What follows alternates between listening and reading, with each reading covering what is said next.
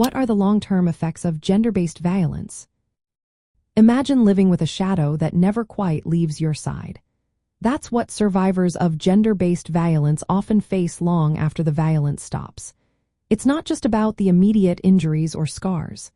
The effects can stay with a person for years, shaping their health, mind, and life in ways they might not even realize at first. On a physical level, survivors may develop ongoing health issues like chronic pain, migraines, or arthritis. They might also be more vulnerable to infections such as HIV/AIDS because of the trauma or injuries sustained. The stress from violence can mess with the nervous system, the immune system, and hormones, leading to long-lasting health problems. Psychologically, the impact can be even more profound. Many survivors experience post-traumatic stress disorder, which causes flashbacks, nightmares, and feelings of constant fear. Depression and anxiety are common, and sleep problems can become a regular part of life. Cognitive issues like trouble concentrating or remembering things can also develop, making daily tasks harder. These mental health effects can make it difficult to work, study, or even maintain relationships. Emotionally, survivors often carry feelings of fear, shame, and worthlessness long after the violence ends. These feelings can make trusting others difficult and lead to social isolation. From a gender studies point of view, these effects are tied to how societies construct gender roles and power. When violence is normalized or tolerated, it reinforces harmful ideas about gender and control. At the family level, gender-based violence can break apart family units. Children who see or experience violence may struggle with mental health issues, perform poorly in school, or believe that violence is a normal way to solve conflicts.